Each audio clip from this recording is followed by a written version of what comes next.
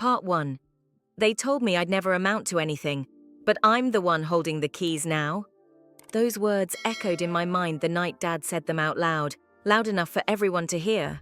The dinner table was crowded, faces filled with smirks and chuckles. My mother's eyes looked away, unwilling to intervene.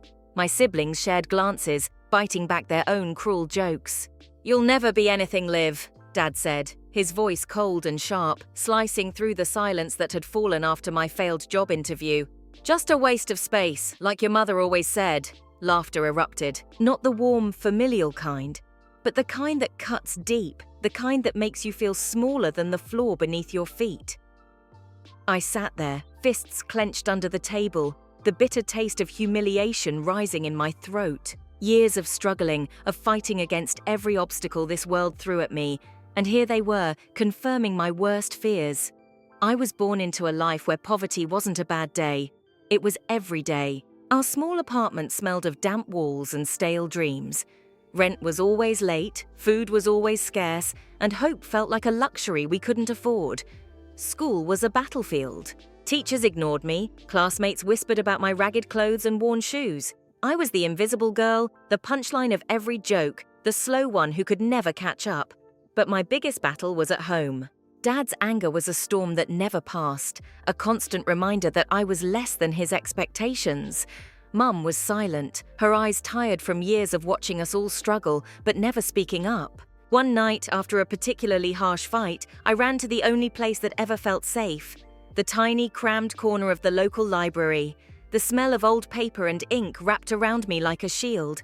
There, between the cracked spines of books about business and entrepreneurship, I found a flicker of something different, a dream.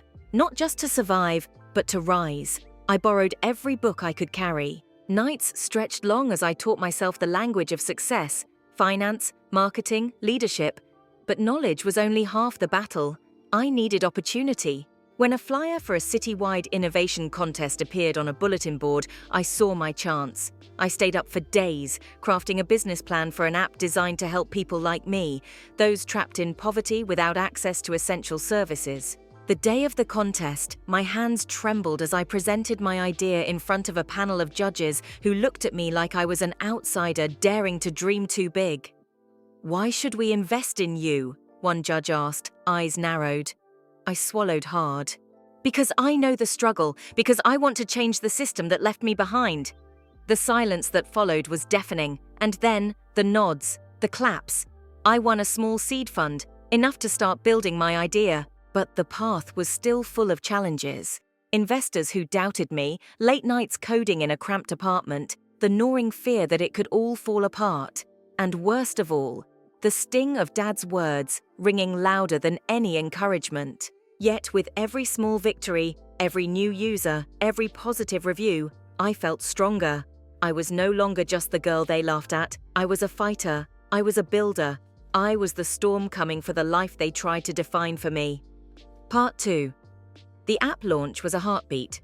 Fragile, tentative, but alive. I remember the cold sting of dawn as I sat at my tiny desk, fingers trembling over the keyboard, refreshing the download count like it was a lifeline. Every notification ping made my heart leap, a new user, a new review, a new hope.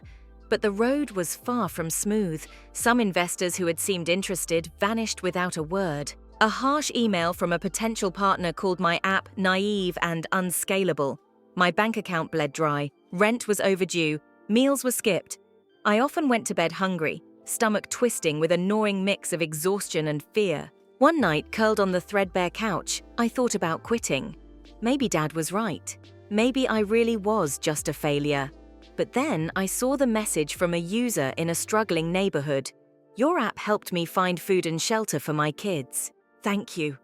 Tears blurred my vision. This was why I fought. The weeks blurred into months. I hustled harder. Late nights, early mornings, cold showers to save water, endless meetings with skeptics, and slowly the tide began to turn. A local news feature spotlighted the app's impact. Downloads surged. A venture capitalist called me out of the blue, intrigued by the social mission behind my tech. I met him at a coffee shop, nerves buzzing, palms sweaty. "Olivia," he said, eyes sharp but kind, "you have grit. I like that. Let's talk funding." That meeting led to a deal that changed everything. Suddenly, I had a team, coders, marketers, dreamers, all working towards the same mission. Yet, success didn't erase the scars. At family gatherings, I became a curiosity. Mum's eyes held a flicker of pride she tried to hide. Dad's silence was louder than words. One evening, as I stood by the window watching the city lights flicker, my phone buzzed. It was a message from Dad. "I don't understand what you do, but I'm proud of you." My breath caught. For years, I craved approval that felt impossible to earn. Now, I wasn't sure if I wanted it anymore. I typed back slowly, "Thank you." But inside, I knew this was my victory. Not for him, but for me. I was no longer the girl chained by poverty or ridicule. I was the architect of my own fate. Part 3. The day I stepped into the boardroom, the past felt like a distant shadow, flickering at the edges of my vision. The walls were sleek glass, the air thick with power and expectation. The city's top investors sat around the polished table, their eyes sharp, scanning. But I wasn't the insecure girl from the dinner table anymore. I was a CEO, a visionary with a product that was transforming lives. As I laid out the latest growth numbers, the room shifted. Whispers of admiration mingled with surprise. One investor, a man known for his ruthless deals, leaned forward. "Miss Grant, your app's reach is impressive.